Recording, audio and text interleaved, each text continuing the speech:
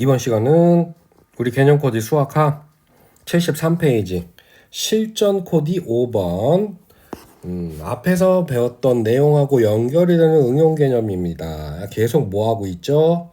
P이면 Q이다 하고 있었죠. 조건부 명제 두 개를 연결을 하면 조건 두 개를 연결을 하면 명제가 된다. 그쵸?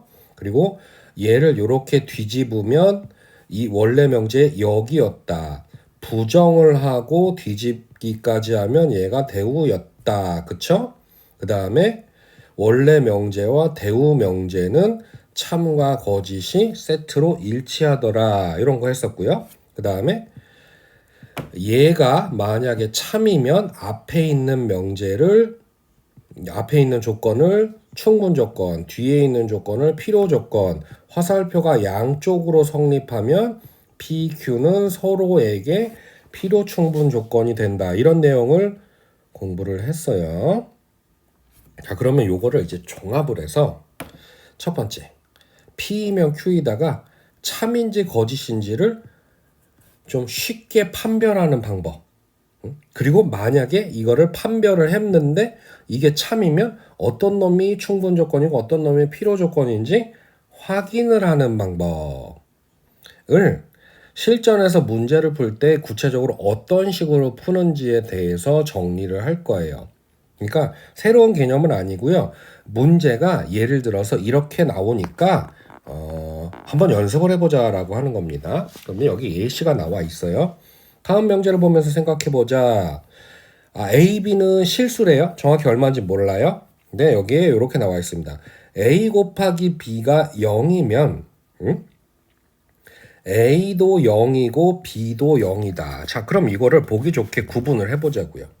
앞에 있는 요 조건을 P라고 하고요. P, A 곱하기 B가 0. 그러면 Q라고 하는 조건을 A는 0이고 그리고 B도 0이다. 이렇게 하면 얘는 P이면 Q이다. 이렇게 조건 두 개가 연결이 된 명제라고 할 수 있습니다. 근데 여기 설명에 나온 대로 이걸 내용만 가지고 이렇게 연결하면 요거면 요게 맞아? 내용만 보면은 이게 맞는 것도 같고 틀린 것도 같고 그러니까 우리가 이제 요렇게 참거짓을 구분하기가 좀 힘들게 되게 까다롭게 문제가 나오면요. 내용만 보면 안 돼요. 우리가 앞에서 배운 대로 해야 됩니다. 명제를 그래서 방금 한 대로 두 개의 조건으로 나누고요. 얘의 진리집합과 이게 조건이니까 이게 조건이고 얘의 진리집합과 얘의 진리집합을 따로 구해보는 겁니다. 그래서 이게 만약에 얘의 진리집합과 앞의 진리집합과 뒤의 진리집합 라지 P와 라지 Q가 이렇게 포함이 되면 참이고 포함이 안 되면 거짓 이렇게 단순하게 생각해 줘야 돼요. 어렵고 헷갈릴수록 개념에 의해서 단순하게 생각을 해줘야 됩니다. 그러면 보자고요. 조건 P의 진리집합을 라지 P라고 하면 근데 이거 집합을 어떻게 구해요? 이거 곱해서 0이 되는 게 한두 개예요? 그럼 이거 경우별로 나눠서 이걸 진리집합을 생각을 해주면 되는 겁니다. 자, 진리집합 P에 포함이 되는 A하고 B라고 하는 원소들은 어떤 게 있습니까? 둘 중에 한 놈만 0인 거. 이거 곱하면 A 곱하기 B 두 개를 곱해서 0이 되면 둘 중에 최소 한 놈만 0이면 되는 거 아니에요? 그래서 첫 번째 경우가 A는 0인데 A가 0이면 B가 0이 아닌 경우 생각할 수 있죠. 그 다음에 이번엔 A는 0이 아니야. A는 0이 아니야. 근데 B는 0이야. 그러니까 B만 0인 경우가 있죠. 그 다음에 A, B 둘 다 0인 거 있죠. 그러니까 둘 중 적어도 하나가 0인 경우에 해당하는 모든 A, B들. 그러니까 예를 들면 이런 순서쌍들. 이거 보세요. A가 0이고 B가 1인 경우, A가 1이고 B가 1인 경우, 둘 다 0인 경우, 그 다음에 A가 0이고 B가 마이너스 5인 경우 이렇게 무지하게 많죠. 이런 수많은 수들이 요 조건 P의 진리집합이라 이겁니다.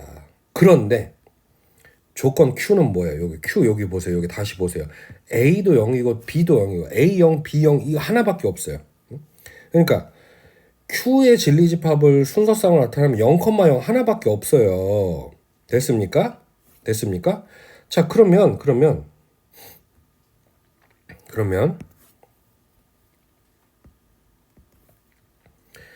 집합 P하고 집합 Q를 봤을 때 어떻게 돼요?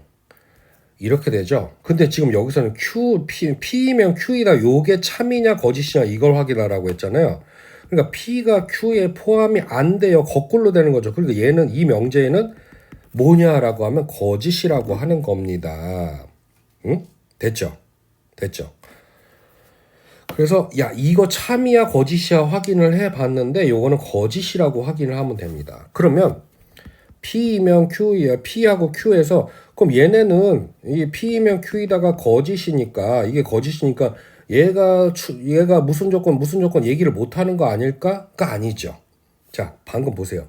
요거는 맞잖아요. Q가 P에 포함이 되는 거는 가능하잖아요. 그렇다면 Q이면 P이다. 이건 참이에요. 그쵸? 진리집합이 이렇게 포함이 되니까 얘는 거짓이라 이거예요.